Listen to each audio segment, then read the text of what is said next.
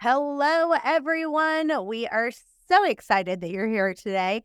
And we have one of my favorite people on earth on the podcast today, GSD Mode King, Joshua Smith. Josh, how are you? Yeah, doing amazing. I'm truly honored to be here, and this is going to be a lot of fun. Yeah, I'm so excited. So, we're going to get right down to the nitty gritty. And I'm hearing teams right now and agents right now that are down 30, 40, 50%. And so they've got to pivot, they've got to shift. Give us some things that are really practical that they can do to get back on track and start increasing business. Yeah. I mean, the first thing is the understanding of, look, because the game has changed. When I say the game, I mean, the overall real estate game is the same, but I mean, the economic climate that we're in we went through a fundamental shift in about middle of 2022, which we've all experienced. I think we all get that and understand that. But let's first talk about the reason as to why so many people are struggling in this market. They haven't yet switched from playing defense to what I call playing strategic offense. So that's shift number one that we got to go out there and do. So look, if we look at 2012 through middle 2022, longest economic expansion, longest bull market recorded history, longest real estate expansion recorded history. It was just an amazing time where you could kind of show up, kind of be consistent, kind of work hard, just kind of wing it, not have to treat your business as a business, and go out there and make multiple six figures. So a lot of people got so accustomed to that, and that gave us ability, well, yeah, we could play defense.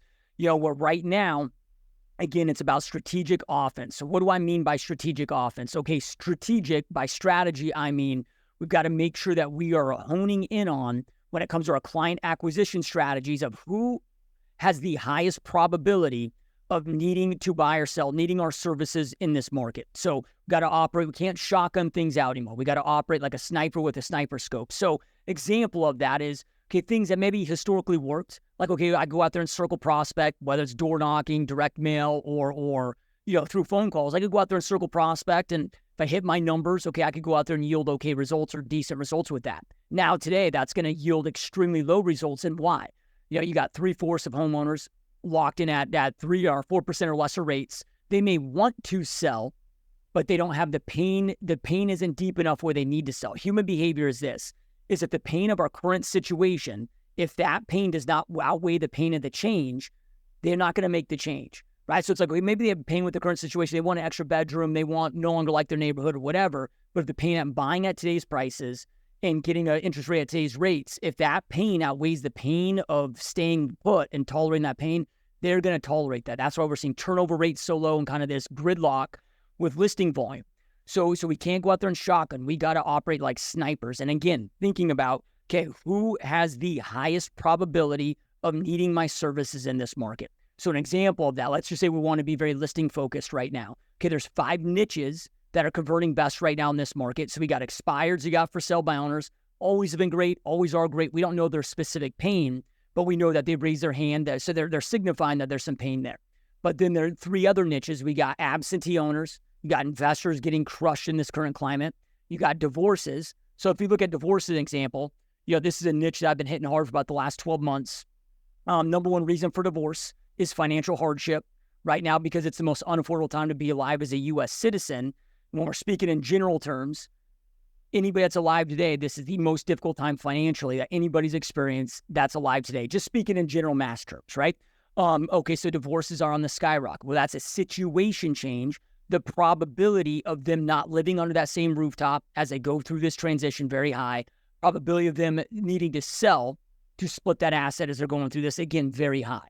So that's what I mean by targeting people that need to buy or need to sell. So that's what I mean by strategy. And then by offense, I mean, okay, hold on, just stay there. So stay there on the divorce and the absentee owners. So would you suggest they contact divorce attorneys, try to build relationships with them? Are you talking about very specifically, if they want to target people who are getting a divorce, what would you do? Yeah, okay, and that's a perfect segue into what I'm talking about when you're playing offense, because that's the number one question I get when I'm talking about the divorce niche. Now, okay, yeah, I can go after divorce attorneys, and I'm not saying that's a bad idea, but that's me playing defense. Defense meaning I'm waiting for people to feed me business, waiting for deals to come to me, right? Right now we need to be playing offense. So by offense, it's, okay, what can I do that is in my full control that I can take daily actions on to put deals together. So for me, I'm going and getting the listings and I'm calling them direct. So whether it be any one of these niches, I'm not reliant on, partner relationships, attorney partners, or whatever, just so like, we're targeting pre-foreclosures because those are on the massive rise right now too. You got almost 11% of all FHA loans right now in 30+ day default, right? So, but I'm not waiting for bankruptcy attorneys. Not saying to not go develop those relationships. That's a good kind of secondary hustle with that. But for our primary strategies, it's what is in our full control that like we got to put our fate in our own hands. So like I'm going getting the divorce numbers direct or the absentee owner's number direct and reaching out to them directly so I can control my own business. But so when you say that, I mean, are you saying calling people and just being like, hey, how's your marriage? Yeah. So if we want to, now my favorite niche, and we can get into a couple of them, my favorite niche for this market is absentee owners, hands down. But divorce is again, all of these convert really well. So with that being said, let's first talk about what you said with phones, right? So this is where we really have to factor in what our personal timeline is. So like an example, okay, right now, like YouTube crushes it, social media organic crushes it. We're blessed to be in an industry where everything works, nothing doesn't. Certain things might convert better than others, but a common thing that I get agents reaching out to me like, oh, well, I want to focus on YouTube and I want to focus on social organic. But then I'll ask them, well, how long can you go with a paycheck or without a paycheck free in trouble? And they'll be like 4 months. I'm like, okay, here's the conundrum. Like if you do everything right with YouTube and you don't make one mistake, which is difficult enough as is, it's going to be about a year before you start seeing consistent business coming from that. So you're going to be out of money before you start to see the fruits of those labors. So if your timeline is very fast, so here's this more specific example. Like I have a very high converting expired letter, but my average listing that I get from that expired letter reaches out after letter number 8, which is 5 months post expiration. So, okay, I could start doing my letters. Again, it's a great converting letter, but I know that it's about 5 to 6 months out before I'm going to start seeing consistent listing business come from that. Or if I need a listing by the end of this week, okay, I'm going to have to pound the phones. So this is where, our medium of how we're going to go out there, because you've got the strategy of whom you're targeting, but then we got to identify, okay, what's the medium? What's the vehicle that we're going to go out there and acquire that business? So the quickest way, on the listing side of the business is going to be the phones. It's going to be the highest converting and the fastest. So then from there, when it comes to, because what you were alluding to there is scripting, right? And based on each lead source, like we got to know what our timeline is so we can come up with our own strategy. But then from there, we got to know psychology and timeline per lead source. So an example, how I speak to a Zillow lead is way different than a Facebook or a Google pay-per-click lead. How I speak to a divorce someone going through a divorce is way different than absentee owner, way different than an expired. Yeah, right? And then that's the psychology, allows us to know what our messaging needs to be. And then timeline allows us to know how long and how frequent we need to follow up to maximize those conversions. Because now we're in this massive transaction volume decline market. Guys just got to understand that transaction volume is the lowest it's been since 1995. We have 27% more human beings in the U.S. Before that time, and we have 3x the amount of realtors. So we've never seen this type of a competitive landscape in the real estate industry.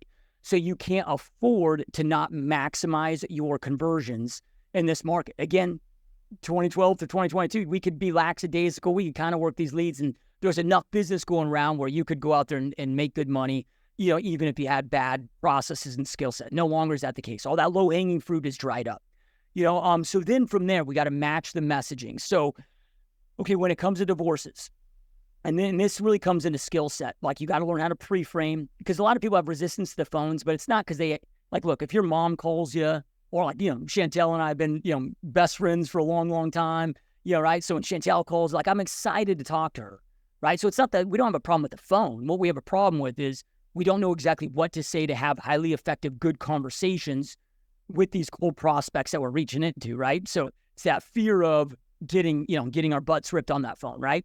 So then from there, if you learn how to have effective, good conversations, and you learn tonality, you learn pacing, you learn how to pre-frame correctly, I can promise you're going to have highly effective, good conversations. The worst my conversations ever go is, no, thank you, not interested right now. Get nobody screaming, nobody nobody telling me to F off. No. Now, when it comes to, and again, scripting and our approach, and I'll break down my script here in a second, but it's really, I want you guys to really understand this, because 70% of sales comes from our verbal and nonverbal cues. Like, I don't care how good your script or pitch or offer is. If people don't listen to it, it's going to convert ineffectively. So the consumer today, now this is the number one thing that if you can master what I'm saying here, like it'll massively increase your conversions regardless of whether the business is inbound, outbound, because we're talking about the art of having effective conversations. So the consumer today wants the information that they want and need to make their best informed decision, but they want to do that in a safe, non-pushy, non-pressure, non-salesy environment. And human beings are more sensitive and more easily triggered than any other times in our lifetimes. So the second somebody is triggered, and now people are it's just the way society is. I'm not saying it's a good thing or bad thing, but the way that it is, right? If people are being sold, they get now triggered, right? So when somebody feels that they're being sold, it initiates the croc portion of the brain, initiates fight or flight mode, and they're looking to use that fight or flight. That's where you get the hard hangups, the hard shutdowns, so I call that passive listening mode. And we've all been there where somebody's talking, but we're not actually listening to what they're saying. We're just thinking about what am I going to respond or what's my rebuttal going to be. Yeah, right. But if you're not actively, like, again, I don't care how good your pitch, offer, script is. If they're not listening to it, it's going to be ineffective. So we got to keep them out of passive listening mode and active listening mode. Okay. So then from there, I found with divorces, if the word divorce leaves your lips, your mouth before they bring it up, you want to talk about some hardcore, insane resistance, which I get it. They should, right? It's very intrusive. It's icky. So for me, the best script that I've found for high converting with divorces is kind of a generalized circle prospecting script. So when I reach them out to, let's just say, the lead's Susan, right? So, hey, I'll just go through my script and I'll kind of break down the effectiveness of it. So, hey, is this Susan? Yeah, this is Susan. Hey, Susan, this is just Joshua Smith here with XYZ Real Estate. Hey, I wanted to see if you could help me out with something really fast. And look, I understand this is probably a shot in the dark, something you're probably not interested in. And if you're not, no worries at all. Just let me know. And again, no problem at all. But I just want to run it past you just in case it might be something that you might have some possible interest in. I'm not sure if you're aware of this or not, but there's currently more buyers looking to buy in your neighborhood than there are homes for sale like yours. So for homeowners like yourself that are maybe thinking of selling, now is such a great time to do so because of all this buyer demand. Homes are selling for fast and selling for top dollar. And again, like I said, this is probably just a shot in the dark. But the reason why I'm reaching out to him, I'm actually calling all the homeowners in your neighborhood just like yourself. And I just want to see if you've been at all considering possibly thinking of selling, and then just pause, right? So, okay, with that, now I am targeting just them, but they don't feel targeted. How are they getting that phone number? So if I want to target the divorced people and I'm having that conversation, are these people that I'm contacting, am I doing a Facebook ad for it? Am I doing Nope. Getting phone number from to call? Yeah. So great question. Now you can do all of the above, but for me, again, I'm going to hit the phones. It's the highest conversions. So like right now, divorces, we have a 6% conversation to listing taken rate. So that's where you're going to get the highest and the quickest conversions. So then from there, the great thing is all of our data, the second you go get a credit report ran, within 5 seconds, your data is being sold on the open market. So everybody's data, it's all, you go out there, you got to go buy it. So I go through a company called Super. So like super, like Superwoman, and then M is in Mary, and then Power. supermpower.com. That's all great skip trace data. So as soon as people file for divorce, it's public, it's public data. So they're a great data aggregator with highly accurate information. So I just go in there and buy it, from there. Now let me go through that pre-frame, because that's the same pre-frame that I use on FSBOs, use on divorces, use on agent recruits, great for agent recruits. But when I reach out to them, okay, I led with, hey, this is probably a shot in the dark, something that you're probably not interested in, right? So right out of the gate, like what salesperson leads with, hey, this is something you're probably not even interested in, right? So it creates curiosity. And the whole point of the what I call the pre-frame opener of any sentence before we get into scripting is so then that they will listen and we can have an effective conversation, right? And we can go through some examples like on the buy side too, if you want to hear some of my pre-frames there. But then from there, when I follow that up with hey, this is probably a shot in the dark, something you're probably not interested in. And if you're not, no worries at all. Just let me know. And again, no problem at all. That already gives them permission that it's okay to say no so they don't feel boxed in. So it creates curiosity and it removes that threat. So I'm keeping them out of fight or flight mode. Then from there, now I went a little faster just because of essence of time on this podcast. I slow things down a little bit because the slower that you speak, the more they have to hold on to every single word, right? So, I'm going to slow it down, soft, neutral tone. And you can even see in there, I'm very intentionally including even stutters. Because what do we taught in sales? Oh, you got to be polished. You got to talk fast. So it's not about not just sounding like other realtors. It's also about not sounding like any other sales experience that they recently had, because that's going to trigger fight or flight. And it's funny because the number one thing I get from agents that, the struggle with when it comes to lead follow-up is they're like, I know I'm in sales and I got to be good at sales, but I just don't want to be that salesy, annoying realtor. I'm not good because nobody else wants you to be either. It's the most ineffective way to go out there and sell is be that salesy, high-pressure salesperson. I call it selling without selling. So yes, we're selling. Yes, we're leading the process, but the greatest salespeople, you'll never know that you're even being sold to.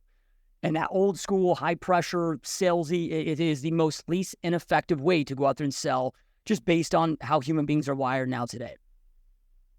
So good. So, okay, so if someone wants to list one home a week, tell us exactly like how many calls they need to make. What are the activities they need to do if they want to list one home per week? Yeah, so here now I'll give some baselines for everybody to target and hit, with this, right? Now with this is the importance of you tracking your own data, tracking your own numbers, so you kind of know the own truth of your own business. Because we're all going to have different skill sets, but let's just assume that you got a great process and your skill set's dialed in and you're targeting the right people. So I'll just give a baseline, based on, divorces and absentee owners, because the conversions are almost identical there as far as the listing taken up front. So then from there, okay, I know that it's going to be 500 dials, 50 conversations to one listing taken. So then from there, okay, if I want to list one house consistently weekly, and I'm going to be hitting my, prospecting calls Monday through Friday. So we got to break down and know what our daily KPIs are that we got to hit. So then from there, I know it's going to take 100 dials, 10 conversations per day, Monday through Friday. So if I'm using a dialer, so an example schedule of this would be like, okay, get in the office at 7 a.m., any urgent emails that you need to jump on, maybe updating any leads that came in the night before in your CRM, and then prepping for your daily calls. Then 8 a.m. to 10 a.m., I'm going to be breaking out because it takes, if you're using a dialer, it takes you about 50 dials an hour and 5 conversations per hour. So then I'm going to do my calls, let's just say absentee owner or divorce calls from 8 to 10 a.m. 10 to 10:30 a.m. would be miscellaneous follow-up, like sphere of influence, past clients. Maybe I'm also stacking in some internet leads, so I have 30 minutes a day of miscellaneous follow-up. Then 10:30 to noon would be client updates, emails, any paperwork I got to do. And I'm a big believer on win your day by noon, right? So meaning, okay, those core KPIs that you must hit inside your business. And for me, there's 3 KPIs. When those of you that don't know what KPI, key performance indicator, like what are the 3 most important metrics, 3 most important targets they get to hit daily and weekly. And for me, those 3 things are always going to be dials, conversations, and appointments set. Because if I hit those, everything else comes into play. Like I'm going to hit those closings, right? So I make sure that those are done by noon every single day. So then that way, noon on, I call pounding the pavement time. That's where I'm going to stack all my appointments, listing appointments, buyer consultations, client showings, whatever. Because the longer the day goes on, the more fires are going to come up, the more disruptions are going to happen. Plus, as human beings, we just have more willpower in the morning, right? It's like I never down a carton of ice cream first thing in the morning. Like I down that carton of ice cream after a long day, after I'm exhausted, I'm tired, and my willpower is just shot. It's kind of like Brian Tracy's eat your frog first. So it's just win your day by noon, because then the rest of your day can go to hell. Have all these fires got put out, get distracted. Okay, that way you still win. Okay, so let me ask you this. So what I just heard you say is, if you want to have a listing per week, you're going to have to make 500 calls for the week, which breaks down into 100 calls per day.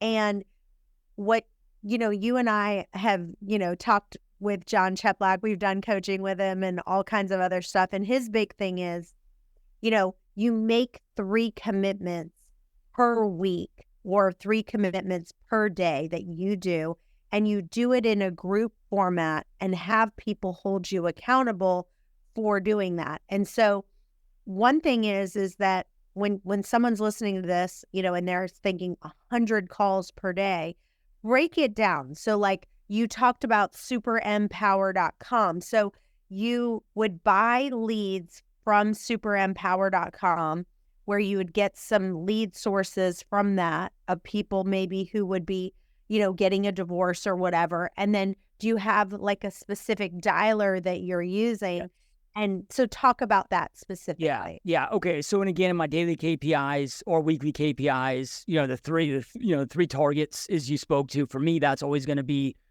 dials, conversations, and appointments set, because those are all things in my control. You can't always control it. Like, yeah, you can do things to get your appointment show rate higher. Yeah, but you can't always control if somebody shows. You can't always control if they sign. You can't. Okay, but the three metrics that I'm in full control over that will then dictate everything else. I look at it kind of like, okay, if I'm working out and I want, like, if I'm dieting and I want the scale to show me what I want it to show me, okay, I only need to jump on that scale once a week, maybe even once a month. What I need to focus on is, what's my daily caloric intake and what's my daily activity. So if my target is to lose 2 pounds a week, I know I got to be in a 500 caloric deficit per day.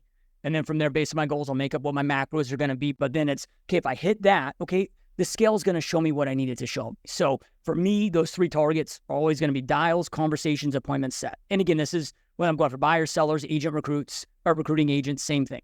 Then from there, okay, we get the data, how are we getting the data, whether it's expireds, FSBOs, divorces, absentee owners.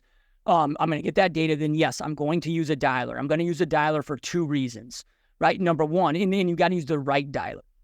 Which I'll share with you guys the 2 I recommend. So not only is it going to allow me to do twice the amount of dials, like through your cell phone, it's very difficult to get in 25 dials an hour, or through a landline. So with a power dialer, single line power dialer, I can get in my 50 dials an hour.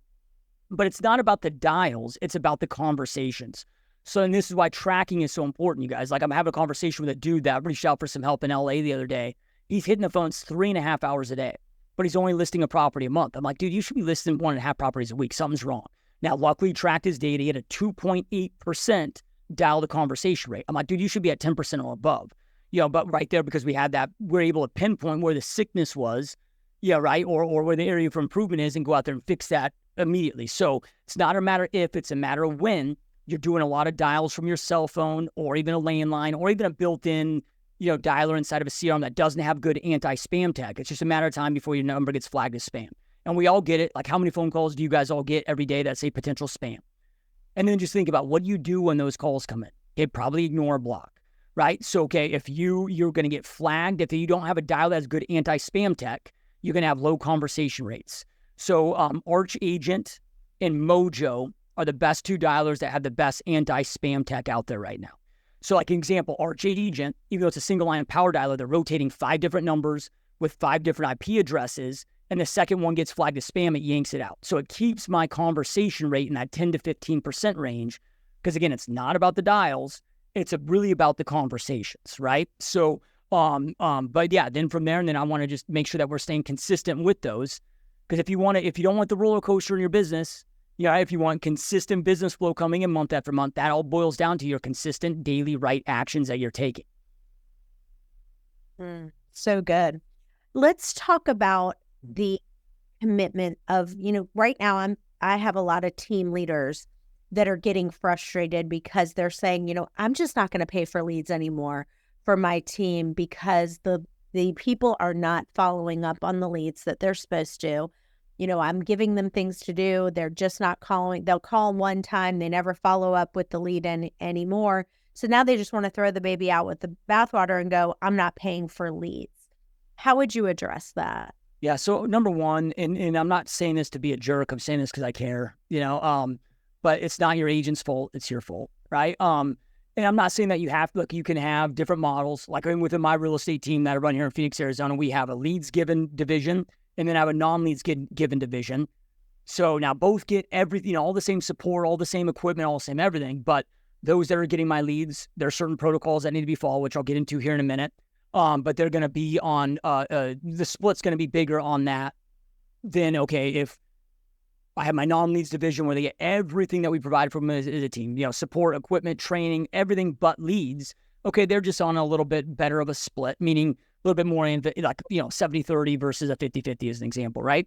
But if you are running a leads given model, like, look, and again, back 2012 through middle 2022, you could get away with lackadaisical follow-up and just because there was just an abundance of low-hanging fruit. That is all dried up. So then from there, it's like, okay, there's got to be clear, concise expectations of what must happen. So when I bring on an agent for my leads given model, like, I tell them, hey, look, this is more of like a job than it is an independent contract relationship here.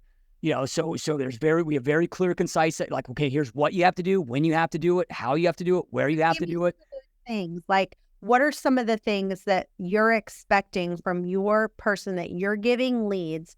What are some of those expectations you're expecting from them? So they have to follow my exact follow protocol to a T. And if they don't follow it to a T every single time, each and every day, they're cut off leads. Now, each lead source is going to be different, right? So let's just say it's a pay-per-click Facebook lead, right? Whether it be Facebook, Instagram, or Google pay-per-click. Okay, within that same day, they need to call that lead, because that's not so much, that's a longer term nurture lead. So I'm not so concerned where we're like Zillow, it's like, okay, you have to have certain answer rates.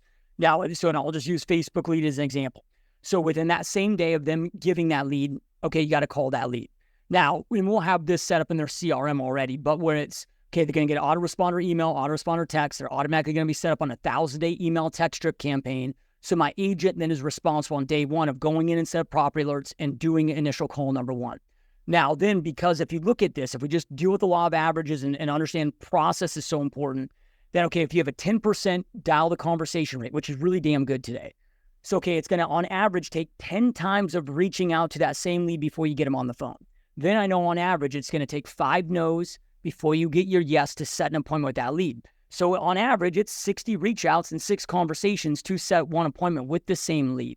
So we have our no time frame call established protocol that they follow.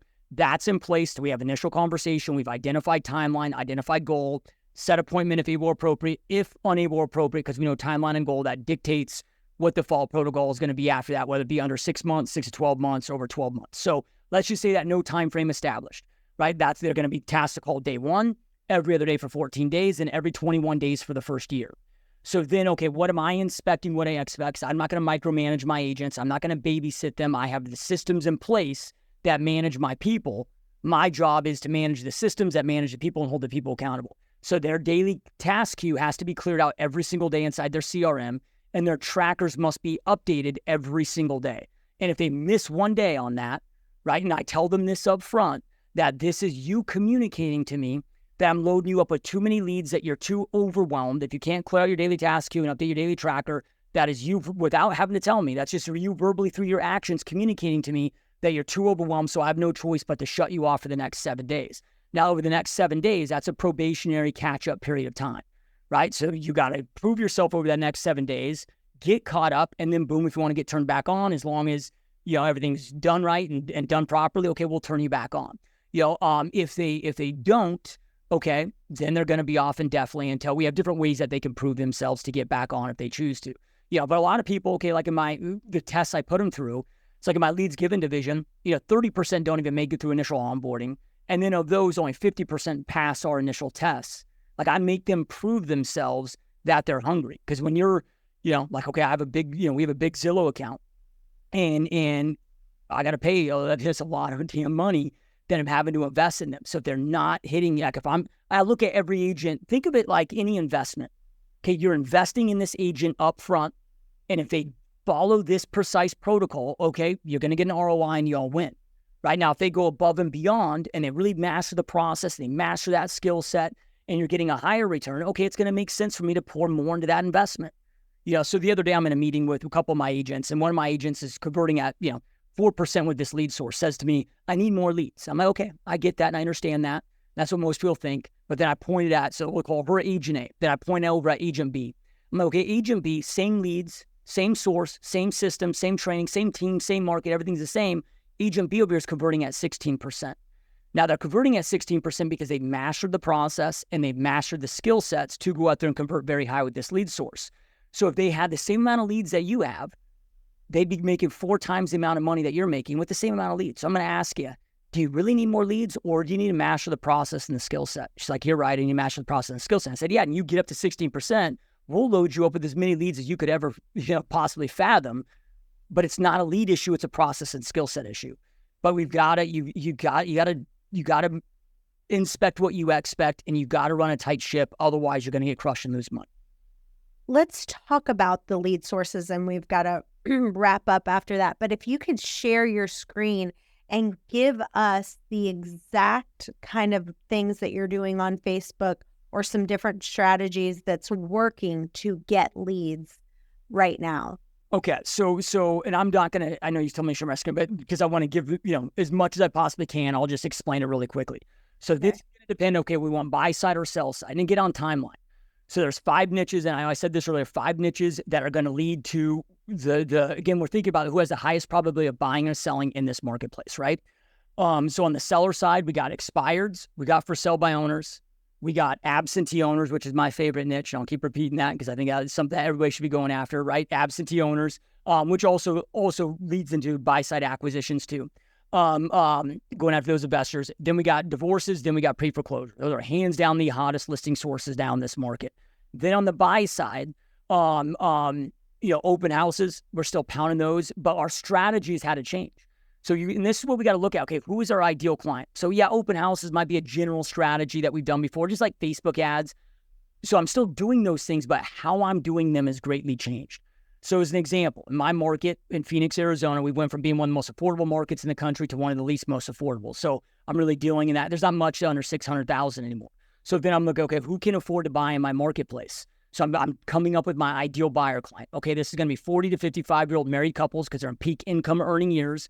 If you're not making 200,000 plus household income, it's very difficult to buy in my market. So, okay, it's 40 to 55-year-old married couples, last move-up purchase of their lifetime. They usually have kids still junior high, high school. So, okay, I know they're going to be in that $600,000, $900,000 price point. I know the cities, the zip codes, and the neighborhoods specifically that they want to be in and the type of product that they want. So I'm going to do my open houses specifically. It's like that movie Field of Dreams, right? Build it and they will come. Do the open house on the type of product that the ideal buyer that you're looking for based on your market, right? It has the highest probability walk in that door. So we had to get very, very picky and strategic with how we're identifying open houses. Then when it comes to Facebook ads, my Facebook ads themselves haven't changed, right? Like you give people what they want. The verbiage on there, picture of an amazing house, whether it be the front of the house or the backyard. Everybody wants swimming pools in my market. So always, it's just like the images to capture their eye. The ad itself, the verbiage on the ad, something like, wow, check out these amazing homes currently listed for sale in, Phoenix metro area, all featuring 4+ bedrooms or 2,400+ square feet, 4+ bedrooms, 3+ baths with sparkling swimming pools, all currently listed between $600,000, $900,000. Click the learn more button. Like the ad itself is nothing special, but it's the targeting of the ad. So I'm starting to look at, okay, in my market, a house that was $350 6 years ago is now worth $850. So for the locals and with average household income in my local market, they're the price of the market. Average household income is like 80 G's when you're talking a $600,000 plus average price point. Yeah, right? So, okay, I'm looking at, okay, who is my market a win for?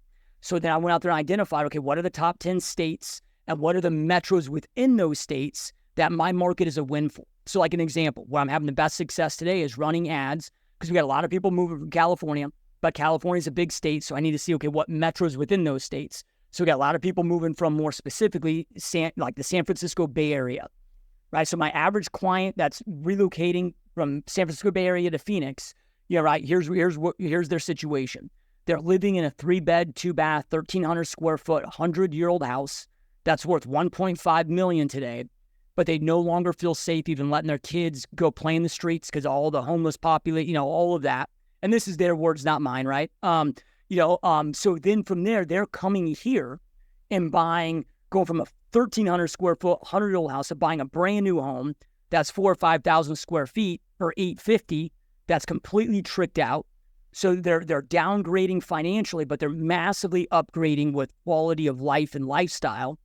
So for them, they're like, dude, this is a freaking win. This is a song.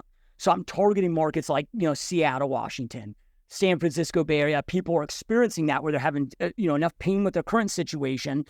My market is a pleasure that they want to get to, but they're in a situation where this is a song for them. This is a win for them versus locals are like, screw this. This is ridiculous. Right. So it really comes down to how we're targeting and who we're targeting, based on those activities. And then, any what I call intentional online style ads are working really good. So when I say intentional online marketing, I'm talking about Zillow, Realtor.com, right? Where people are going there with intent to really just replace the modern day sign call. Like if somebody's completely out of this housing market, they're not going to be going on Zillow. And maybe they are, maybe they're dreaming, but they're not going to be inquiring to the realtor to set up a showing. So our conversions on those are phenomenal right now. Let me ask you, for those who are listening that are like, I have been a customer service agent really for a long time. I just kind of sit back, wait for people to call me. I provide great service, and so they have not done a great job of being a prospecting real estate agent.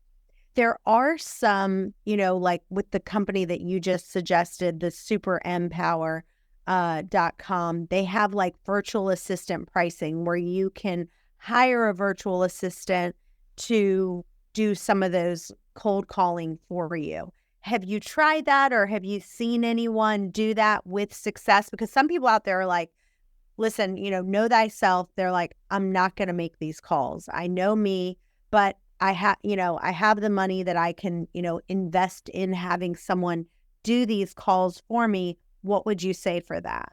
I would say right now, because skill set is more important than any other time in my 20 years of doing this, that I do not see I've not seen personally or any evidence with, I've got 858 coaching clients all throughout the United States right now that I coach on a high level. I haven't seen anybody having success right now in this market with outsourced VAs or ISAs, because that skill set level is going to be very low. Now, previous market, yeah, we saw some okay results there with ROI would be okay. But my suggestion would either be learn to acquire that skill set and become damn good at that, or go partner with somebody, whether that be with a team or somebody's business that maybe they have that skill set, but then you can do the part of it that you love and you're splitting those deals, partnering that business, if you're refusing to do it, because you either acquire that skill set or look, I mean, that's why I have a team and leads and I'm not trying to recruit anybody to my team obviously here, but it's like, okay, look, if like somebody comes to, our leads given department, they just have to sit here all day long and answer the phone with people wanting to go set up showings, and they could do that customer service business. But then, okay, just to understand this is, okay, like Zillow's going to take 35% off the top of that. Then we're going to split that 50-50 with our agents. So, okay, my agents might be only making $3,000 per, right? Maybe a little bit more than that. So you're making a lot less, but it's easy to go out there then pop 4 or 5 deals a month, right? Where then you can just be that customer service. So that's what we have to have self-awareness of, dealing in realities of, okay, like, what am I willing to do? What sacrifices am I willing to make? What skill sets am I willing to go out there and acquire? And what am I best suited? Because I have a lot of agents that come work for me that make a hell of a lot more money, even though they got all the splits involved, but they make a lot more money because they're able to play to their skill sets in their comfort zone. Now, could they go make more money on their own? Sure. But they historically haven't been able to because they're not willing to do the things that they have to do to make money on their own. Well, and just goes back to this. If you're not willing to be a prospecting agent, fine, know yourself. Then you have to do marketing. You have to spend money on these leads, like the Facebook leads where the phone is calling you. You have to do one or the other. If you're not willing to make the calls, like you said, you either join a team that has those leads coming in, or you have to then decide that you're going to be a marketing agent. You're going to spend the money on the leads and have those leads coming to you. Yeah, Well, and say one thing is that I personally believe in my heart that Josh Smith is the best coach that you can possibly get. And I know a lot of you are like, well, you guys are really amazing friends and you're just saying that. I'm telling you honestly, I believe with all my heart, he is the best real estate coach out there. And I believe that if you're listening to this, it's also the most reasonably priced with the highest value. And so I want you to tell people, if they're listening right now, how can they get involved? Because right now you need a coach. Like you said, before it was like things were coming to you. Now you've got to hire someone to help you take it to the next level. How does someone get involved with your coaching program? Yeah, so what I recommend that you guys do, because I understand too that there's, a lot in a situation right now they can't afford coaching, as well. And so if you go to my website, gsdmode.com, or I'll give you another website that you can go to www.gsdmode.com/Zoom call. I'll do, and right now I'm offering these, right now through my podcast, but a 1-hour free Zoom coaching call with you about your business. And then on there, I can walk through what my coaching program entails. If it's a fit for you, great. Everything I do, zero pressure. But, 55 minutes of that call, we're going to spend about your business, where your business is at, what you're currently doing, what your 12-month goals are, what your long-term goals, dreams, and visions are, what your biggest obstacles are. And then that way, based on your own unique situation, I can map out what my recommended strategy is for you to get from where you're at to where you want to go in the quickest, most effective, efficient, profitable manner. So, if you want to schedule an hour free Zoom call with me personally, where we can do a deep dive in your own business, you can do that again at gsdmode.com. You'll see a banner up there, or you can go directly to the site at gsdmode.com/Zoom call. That is amazing. You guys absolutely should take advantage of that immediately. Like, do not pass go, do not collect $200. Do that right away. Well, Josh, every minute I get to spend with you is a complete honor, and I just really appreciate your time. Thank you so much for being with us. Thank you. Yeah, it's been an honor. All right, keep crushing, you guys. All right.